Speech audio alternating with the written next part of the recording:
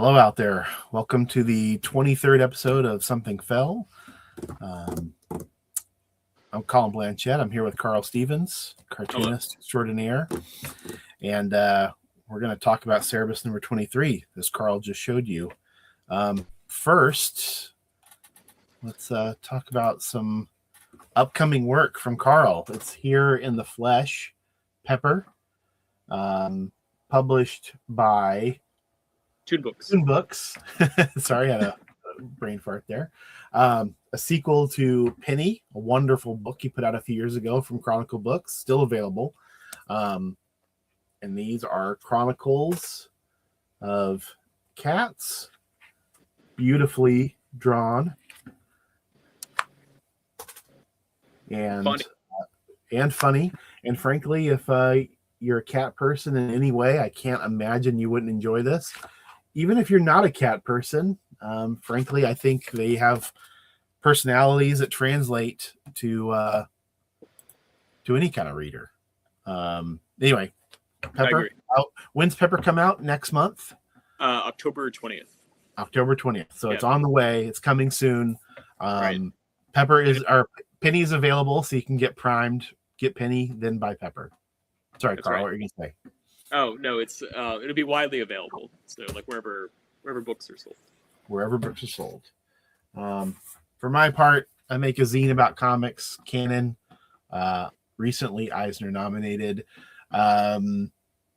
Issue 8 coming very, very soon. But this issue, number 7, and all our previous issues are available at canoncomiczine.com. Interviews, reviews, what have you. The usual. If you're watching a show about Cerebus on YouTube, I would imagine it would appeal to you. Absolutely. Inside baseball in the best way. That's right. Whoa, right, look at that cover. Yeah, what do you think about this cover? Well, it's different from mine. Is it? This is like, do I have a fucked up printed copy? I think you have a fucked up copy. Wow. Is yours like mono? Yeah, it's blue. Oh, interesting. No, mine has the brown. Damn. That's funny. Is this worth something? I don't know. Hold it up. The top is. Oh, wow. Yeah, because mine is like a reddish for the bar. Yeah, weird. This is all just like blue, but then like the bar is like a brown, like a pale brown. Yeah, interesting. Okay. Wild. All right. I should. Well, is this worth like more than I think it is?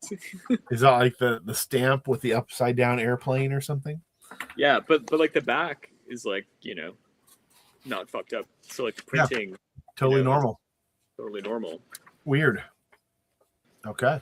Gonna look that up after. Yeah. Well, I mean, I like my cover. I was really impressed. This is kind of cool. Just shades of blue. Sure. It's not. Interesting. I like the color with the cover, or the cover with the colors. Yeah, I do too. Yeah, it's watercolor, which looks a lot better than the way that he has been coloring it. So this is like kind of a watershed moment for the series in that sense, Yeah, it's a nice striking cover, and it doesn't have neither one of our covers has the sort of garish primary colors he's been using. Yeah. It's soft. It looks like there's some pencil like on the wood in the background. He's like playing with a few different media. The snow looks good. Yeah, it does. Yeah.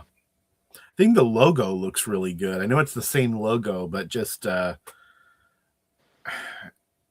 don't know, it just feels a lot more organic on this cover than it has on some of the other ones, where it's looked sort of pasted on in a bad way. That's probably because of the. Sorry. No, you got it.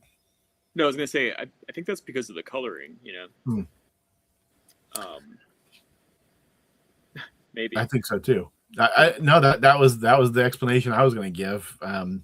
not that I know, but that the primary coloring he's used has been just, some have been better than others, but on the whole, it's been kind of garish. So it's nice to see him getting into something a little more naturalistic, I guess. Right. Yeah, for sure. There's like a warmth to it, mm-hmm. which is missing with the, like old style, like what's it called? The like what's that coloring called? I feel like I should know. This is embarrassing. But I mean, like when you're like cutting out the like shapes, for like the color. Because it's that like color separation process, the like 4-color process, I guess. I don't know. Sorry, I'm an idiot. Well, I mean, we're also talking about 50-year-old technology here that nobody has to use anymore. So yeah, I guess that's it. I know. Doesn't have to be on the tip of your tongue, that's for sure. Yeah. But yeah, it's good. I wonder what made him decide to switch. Like 23 issues in. He just bought a watercolor set. Well, he does also. He bought a watercolor set. I mean, he is pretty inventive with his covers over the years. Even when he kind of goes in directions I don't care for, like the photos later. I give him credit for doing something different, Yeah. Right. That's the thing about Dave Sim. He's an experimenter. That's right. Well, let's jump into this one. Yeah. Okay. So, right away, note from the publisher. Like before I read it, the like bar on the side, the like black bar, just kind of listing all that, the like distributor, fan club, back issues. It's like crazy that there's like 5 places that are like kind of handling like all the facets, like the original art, but it's split up between like the interior pages are from something called the Art Man. Yeah. But you can only get the covers from Dave himself. Yes. And also that they have a publicity agent. Yeah, that too. Yeah, wild. Like, are these people being paid? I mean, it just seems like the struggle for like money is like mentioned in every issue. So, and like suddenly they have all these people handling different facets. It's true. So, yeah. I mean, you can see that the fan club is probably a passion project, and I would imagine the art man gets a cut, Yeah. But yeah, the publicity agent, I wonder if that's just a friend helping out, or I don't know. Yeah. Could, well, yeah, I mean, he's in Kitchener, Robert Rittinger. Yeah. So it must be a friend. All right. Anyways, note from the publisher. This issue has been the one that almost killed us. Between number 22 and this one, we have had to change printers, find new shippers, and have doubled the print run.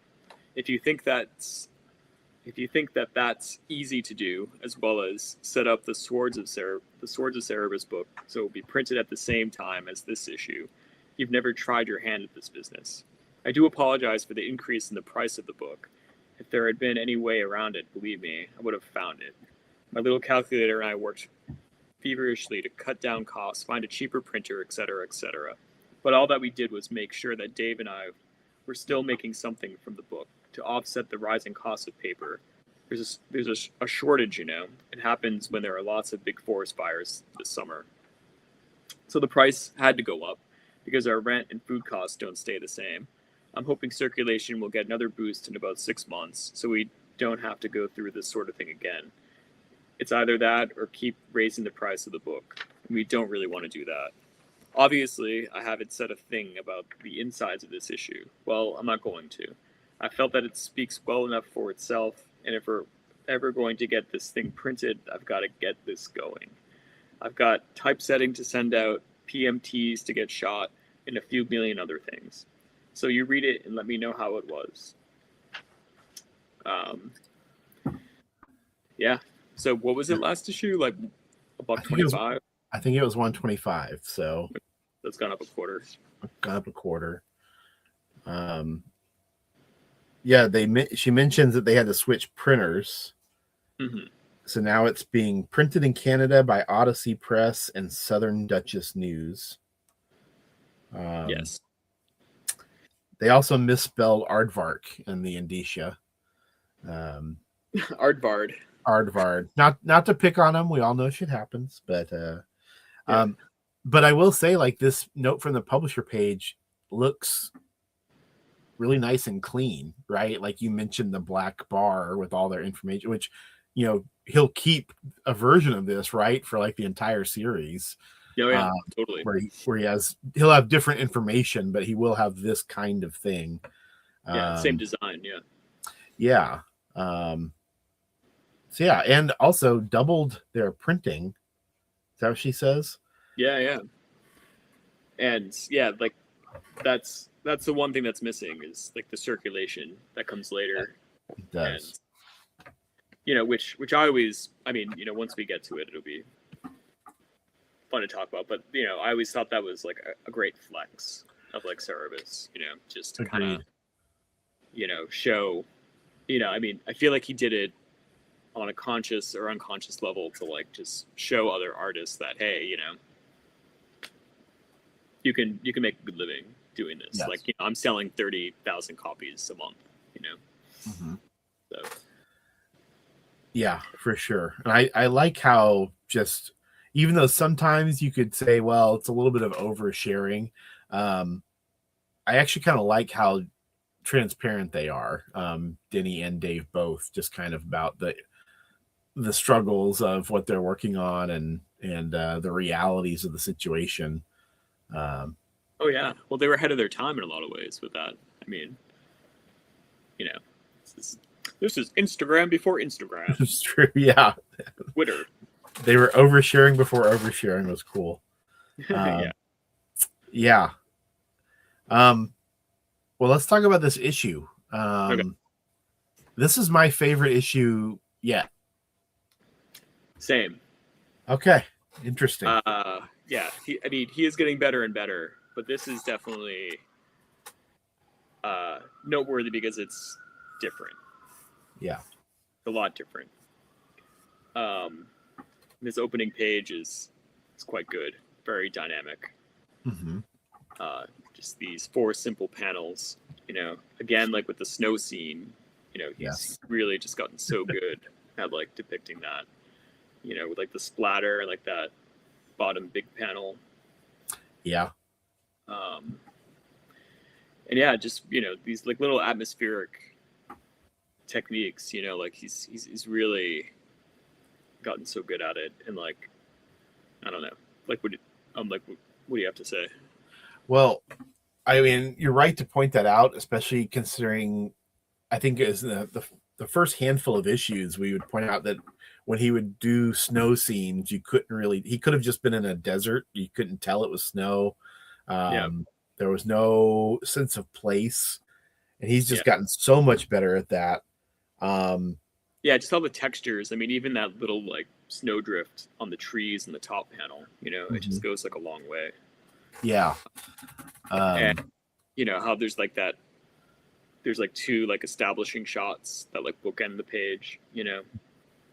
Yeah. And it's like 2 close-ups and 2 establishing shots, you know. There's just something very dynamic about it. Yes. And you know, I want to call out his lettering here, which does not draw attention to itself, and I mean that in the best way possible. Yes. It's easy to read, and you know, sometimes in some of these issues he would put maybe white text on black. There'd be things that would make it harder to read, doing just very simple sort of exposition.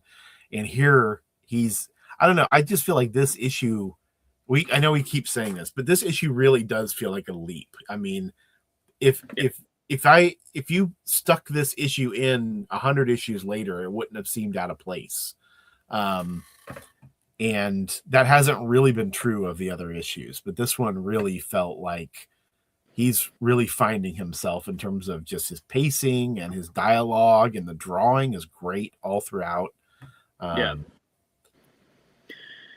Yeah. Again, I mean, it's just, I'm sure it's like the monthly schedule, you know, he's just kind of, he's like forced to like just do it. And, you know, you're just learning as you go. And like when you're fucking 24, you know, it's like your brain is just like firing on like all cylinders and just like absorbing, you know, everything. And like, you're just learning so much more quickly, you know? So it's, again, it's like the most like exciting part of doing this. It's just to see that brain at work, you know?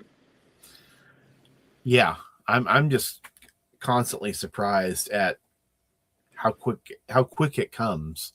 Yeah. And obviously it wasn't really probably quick for him. He's grinding it out every day, but I mean, just look how great on the second page. Look how great Cerebus looks. Yeah. I mean, both pages really, but I mean, just he's found the look. I mean, at this point, he's gonna settle in, right, with how Cerebus looks, how the comic looks. Yeah. And just right. I mean, you know, and he's like unchanged, like going forward. I mean, yeah, he's settled into, you know, like the shorter snout, but yeah, I mean, like the expressions and like the body language, you know, it's just so subtle. I mean, like the page on the left, like the bottom panel, you know, him just holding onto the tree, you know, like leaning forward. I mean, it's just like that body language. It's just perfect, you know, like the silhouette of the house. It just works. Although, you know, I wish there was like a little window that had like a light on or something. I feel like it just needs a little like something like that. But yeah, but you're right. And then like the page on the right really does look like it's something out of an issue like 100 issues later, you know. And you know, I want to see if you agree with this. I feel like this issue, you know, we've talked so much about the Eisnerian, you know, influence. This issue, especially with these young women, I feel like Bernie Wrightson is. Oh yeah, totally. The like Warren Wrightson. Yeah, exactly. I feel like this is almost this. A lot of this issue seems like almost a homage. You know, that's sort of, you know, dark and creepy. You know, these women look very much like they're out of a Bernie Wrightson Swamp Thing or a Warren magazine. He's got these shadows falling on people. I see that. That's a good call, especially like the older woman's face, like on the bottom. Yes. You know, just the way that that's inked is very, very Wrightson-esque. Right. You know, that like that kind of cartoony, like caricature-ness and like the feathering. You know, that's a good call. And he draws the shit out of this older woman through the entire issue. I mean, she gets. I mean, look at this bottom panel here with her little grin. I mean, that's just a spectacular bit of character work there. Very subtle. Yeah, and the middle panel up top, or the third panel with the shadows falling on the face. Yeah. Right. Just really evocative, and he's placing this cartoon character in this world.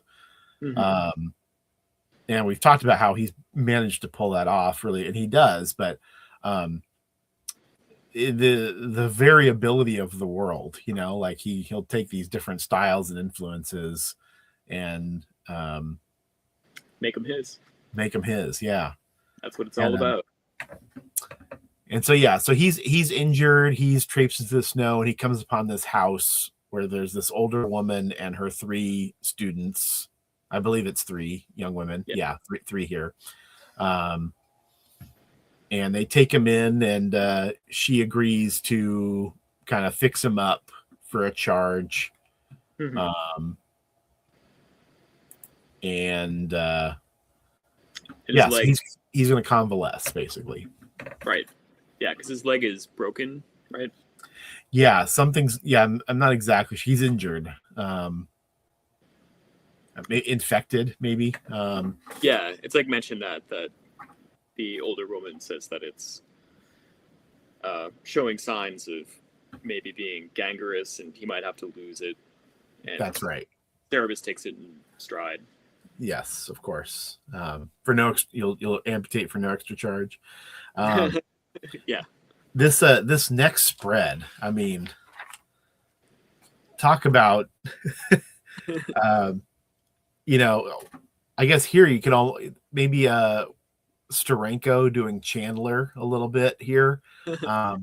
And also it calls to mind what Frank Miller will do in a few 10 years with Sin City. Sin City, yeah, for sure. Right. Yeah, I mean, I'm trying to think of black and white comic art that is similar to this that predated it. And I guess, again, it just would have to be the Spirit, right? I don't know. The Spirit's probably the most obvious one. Yeah.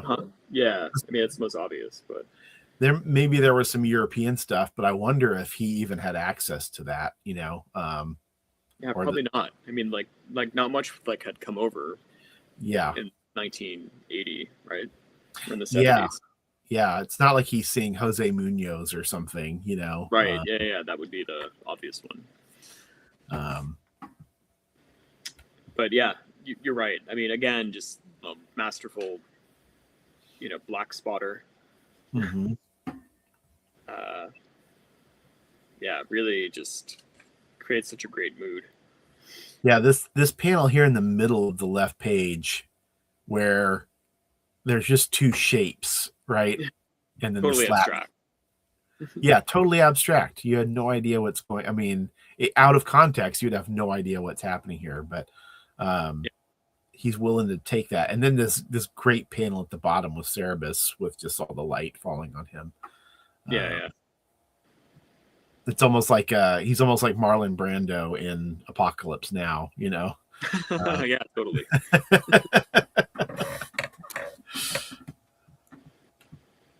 Yeah, maybe that's what he's taking from. I mean, Apocalypse Now came out not that long.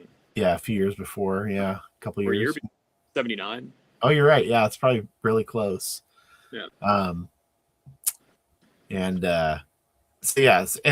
So he gets visited by one of the young. He's told by the older woman, don't mess with the young girls. And Cerebus says, "You got it. I'm tired." And he, of course, is promptly visited by one of the young girls who wants to ply him with alcohol. I want to call out this whiskey bottle that he put a lot of work into and looks really nice. Well, did he? Or is it a tone? That's, you tell me. I think it's a tone. I think it's a tone. Okay, it looks great. Yeah. Or no, maybe not. Shit, maybe he did put work into it. It's like some of those. I mean, you can always tell if it's a tone, obviously, if it's very uniform, but it doesn't look that uniform. I think you're right. He did put a ton of work into it. Yeah, and something that he didn't have to.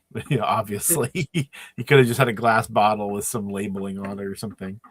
And so she's coming in here and kind of bothering him. I mean, once again, the lettering, I just want to call that out. Just really great stuff. She has the frosty balloons here. She's, turned off by something he's saying. His little word balloon of just a tangle of lines, sort of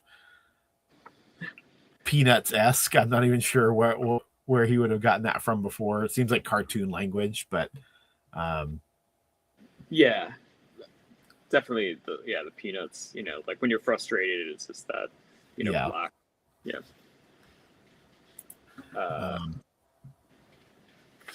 And then on this next page, here she looks very Wrightson-esque up top with the 70s hair.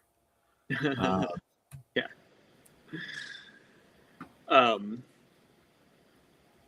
Right. Yeah, especially that fifth panel, her looking behind her. Yeah, the noir storytelling here, You really wondered, did he go to like a noir film festival or something? Maybe. Because Jesus Christ, look at that bottom panel here on the left page. Just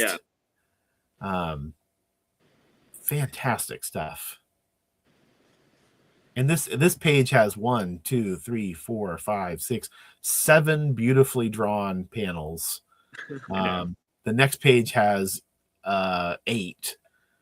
Yeah. I mean, he is really putting work in here on a monthly comic. Yeah, I know. It's just like, it's like a flex or it's like the great thing about being young. Yeah. So yeah, he is going for it. And just all the lighting on all these panels just looks great.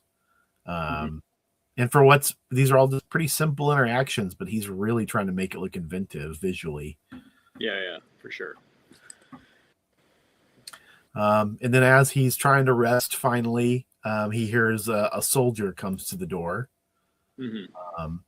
Yet another one of these characters with a strange accent that Dave Sim loves to do phonetically.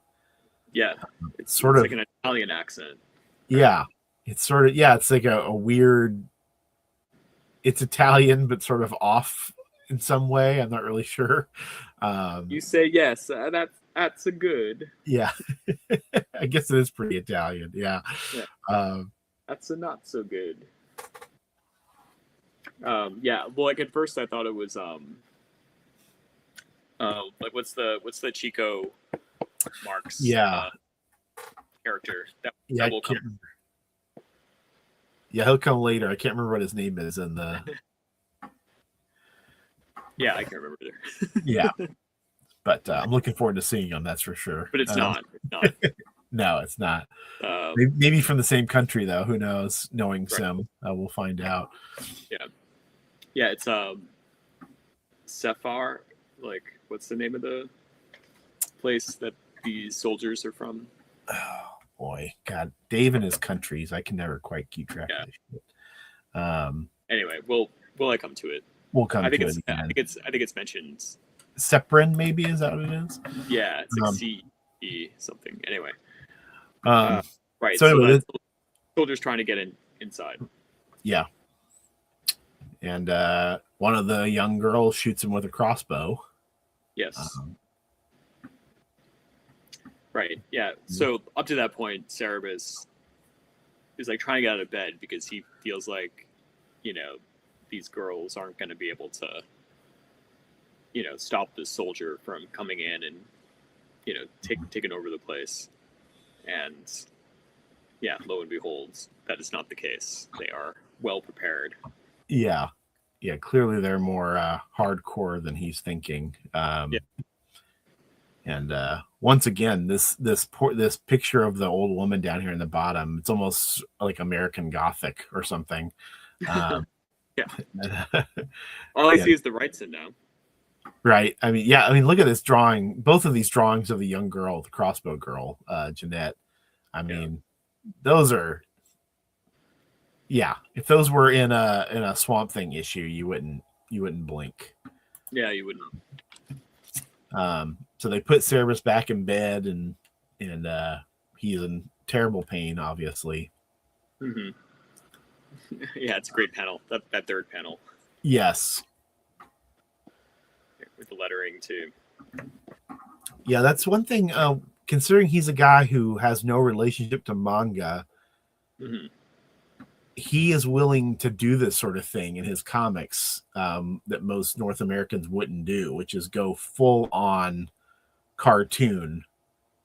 The same way like a Tezuka or somebody would, where you have a serious thing happening and all of a sudden there's a giant mug shot or reaction shot. And he's willing to do that, and he knows that it's not going to break the world, Right. He goes right back to the woman's face. And right, you get like that subtlety of expression with the older lady, like juxtaposed next to this, Ralph Steadman freak out. That's right. Yeah, with his mouth on the side, and it's pretty crazily drawn, Cerebus. And he's back to normal. Three panels later, he's back to what he looks like. Yeah. And so they're just having a talk about, the Separans coming through, and she thinks they're out of the way and they're kind of known, and they're in an area where people aren't supposed to come. But Cerebus gives some sort of explanation for why they're probably being routed this way. And so she'll be dealing with 16,000 of them marching past her school. And she realizes her and her girls won't be able to handle that. But God, this page on the right, I mean, just the drawing. Yeah, just those using those simple horizontal lines, for the shadows. It really just adds something. Yeah, all of in this fifth panel here in the middle, all these different textures he has going on. The solid black. Yeah, sorry, go ahead, Carl. Yeah, the splatter on the right side of the wall. Yeah. And then the wood grain. Yeah.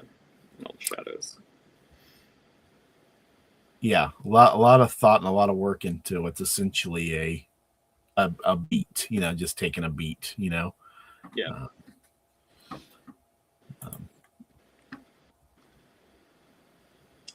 So anyway, later on with the girls and Cerebus and the old lady, and they're kind of talking about what they can do. One of the girls has a plan, which we don't hear about. They keep that off panel. Yes. And then and that page on the right, it's great. The soldier stumbling through the snow. Such a great little drawing. Yeah, it's sort of Frazetta by way of Wrightson by way of Sim, right? Yeah, exactly. Yeah, totally. Perfect description. Yeah. And again, more abstraction with the last panel, just the silhouetted shapes in the whiteout. Yeah, I love that he's willing to do that, right? That he's done this killer drawing right here, and he's willing in the next panel to do just some black smudges, and you'll be like, you'll know who he is, and we do. It doesn't look lazy or anything. It looks as it should. Yeah. Okay, so this idiot shows up. Now he looks much more like an idiot, a little less fearsome at the door. I'm a welcome me to your country. I need a place to stay, my friend. I guess I'm doing Swedish. My friend, you as well. Maybe that's what it's supposed to be. Maybe it's a Swedish accent. Yeah, that's good. She would not want to get the plague. Yeah, so the old woman says that he can't come in because somebody has the plague inside. Yeah. And then he doesn't buy it. Yeah, he's thinking I'm just being warned off, Yep. And then we find out what the plan is. It's to put Cerebus in a wig and say that, he has the plague. That's why he looks like that, Right? Yeah, that's it. And, this great looking drawing of the old woman here, angry. And he's in the guy angry, and then he immediately is sheepish. Sim as a caricaturist is just incredible. So anyway, this idiot, this guy's falling for it. He totally believes Cerebus is deformed by the plague, and so he brings his friend Tiberius in to come check it out. You wanted to see the ugliest little goyle. I cannot do whatever this accent is. Oil. A wider world. Word. So he pulls Tiberius in, and I forget where we know Tiberius from. He was clearly in a previous issue, but I've kind of forgotten. Oh, I was hoping you would know. Yeah. Yeah, they recognize each other. Mm-hmm. Great sort of Muppet reaction here from Cerebus. Yeah. It is very Muppety. And so he identifies him as Cerebus the Aardvark. Mm-hmm. And apparently Cerebus killed this guy's brother. For what you did to my brother. Yeah. So then he pulls up the knife. Yep. And once again, crossbow gets fired. Yep. Yeah. Doing the thing that all villains do, just making a speech. Yep. Wasting time, allowing right. himself to be killed. Yeah. And then the other guy gets killed too. Tiberius. Right. And then the older lady chastises the girls for not being as accurate as they probably could be. Sure. Yeah. Their shots. And then but again, like that like page on the left with like the close-ups, the top like 4 panels, just the camera like just moving in, and just that like moment to moment transition. It's great. Yeah, it's good stuff. This is such a minor nitpick, but the 2 twangs on this page look a little off. Yeah, that's true. He like could have done cartoony. Yeah, a little too cartoony. Or he should have kept them the same font at least. That probably would have been good too. Yeah. Like the one at the top kind of looks like Bon Baudet or something. You're right. You're totally right. And the bottom looks like a Star Wars font. That's totally. Which may have been what they both were, given the time period. Yeah, for sure. So clearly the next issue, I would assume the old lady and the girls are going to still be here because it ends with Cerebus in bed with these 2 dead guys, and she's telling the girls to move the visitors and get rid of the bodies. Yeah. And the only splash page in the whole issue is the last page here. Yeah, that's true. It is a good page turn. Just talking about like cleaning up the bodies, and then Cerebus's jaded expression. Yeah. Yeah, nice page. All that black. Love it. Yeah, me too. So good. Then we have another ad for the comic shop that we've seen for a few issues. And the Now and Then Books ad that's also been seen. Anything from the letters page jump out at you? I mean, well, like the first one's kind of funny. There's, some nerd who's into D&D that's kind of breaking down Cerebus if it was a D&D game. Yeah. And then Dave's like response to it is, I think Michael, meaning Michael Loubert, did the Aardvarkian age. I think Michael may have started something here. I like that. Yeah. And then he trolls him again in the next letter, where the letter is like, "Dear Dave, Cerebus number 20 gave me the hiccups." And then Dave's response is, "Try drinking 4 gallons of water while standing in her head. If that doesn't work," then he like repeats the role playing moves. ST11, D15, D13, MA8. It seems to work for Cerebus. Yeah, that's great. That's funny. The only thing that jumped out to me was on the next page is that this guy, this Stephen Trout, his PS. One of my current projects is an overview of Cerebus 1 to 21. And then he asks Dave a couple questions. But it just struck me as like, what's the project? Like what? Yeah. Are you making a fanzine? Are you just doing something for your own edification? I thought that was kind of funny. Yeah. Go ahead, Carl. No. Comics fans, I mean, they haven't changed in 45 years. That's true. I'm not one to talk since I'm doing the same shit. It just struck me. It's like, what's this guy doing it for? Yeah. I mean, I guess that's what we're doing. We just did an overview of the last 23 issues. That's true. That's very true. But I do like that, he kind of asks him, what would you say is the most important thing you've accomplished with Cerebus thus far? And he says, obviously aside from staying on schedule, I would say it was introducing the idea of coherent plots to comic book humor, a situation comedy as opposed to theater of the absurd, as exemplified by Harvey Kurtzman, Will Elder, Jack Cole, et al. Yeah. And so that's interesting that he's looking at Cerebus as a situation comedy. Right. Yeah. I don't know how much he expounds on that in the future.